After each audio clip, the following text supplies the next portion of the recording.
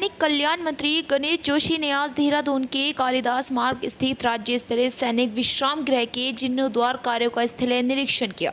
निरीक्षण के दौरान मंत्री ने संबंधित अधिकारियों को गुणवत्तापूर्ण निर्माण कार्य सुनिश्चित करने तथा निर्धारित समय सीमा के भीतर जीर्णोद्धार कार्य पूर्ण करने के निर्देश दिए। उन्होंने कहा कि सैनिक विश्राम गृह सैनिकों और उनके परिजनों के लिए एक महत्वपूर्ण सुविधा स्थल है, इसलिए यहाँ बेहतर व्यवस्था उपलब्ध कराना सरकार की प्राथमिकता है। सैनिक कल्याण मंत्री गणेश जोशी ने अधिकारियों को विशेष रूप से स्वच्छता, सुरक्षा और आवासीय सुविधाओं पर ध्यान देने के निर्देश दिए। मंत्री ने कहा कि प्रदेश भर में अब तक 35 सैनिक विश्राम गृह बनाए गए। उन्होंने कहा कि जिन सैनिक विश्राम गृहों की स्थिति ठीक नहीं है, उनका सुधारीकरण एवं उच्चीकरण कार्य सरकार प्राथमिकता के आधार पर किया जा रहा। उन्होंने कहा कि सैनिक विश्राम गृह सैनिकों और उनके परिजनों के लिए एक महत्वपूर्ण सुविधा स्थल है, इसलिए यहाँ आधुनिक सुविधाओं एवं बेहतर व्यवस्थाओं को सुनिश्चित किया जा रहा।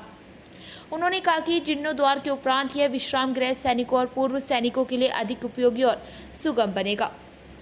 इस अवसर पर निदेशक ब्रिगेडियर सैनी अमृतपाल, उप निदेशक विंग कमांडर सैनी निधि भदानी, पार्षद भूपेंद्र कठैत सहित अन्य अधिकारीगण उपस्थित रहे। एक सैनिक बहुल प्रदेश है। देश की सेना का 17.5% की पूर्ति हमारा छोटा सा राज्य करता है।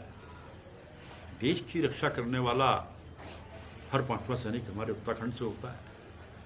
और देखने में ये आता है कि जब सैनिक छुट्टी काटने के बाद या जब छुट्टी आता है तो ऐसी कोई स्थान नहीं होते जहां पर वो सस्ते में ठहर सके। होटल बड़े महंगे मिलते हैं। उन्हें पूरे प्रदेश के अंदर 35 सैनिक विश्राम गृह बनाए हैं और मैंने व्यक्तिगत रूप से जब उनका दौरा किया तो मुझे महसूस हुआ कि उनकी स्थिति ठीक नहीं है।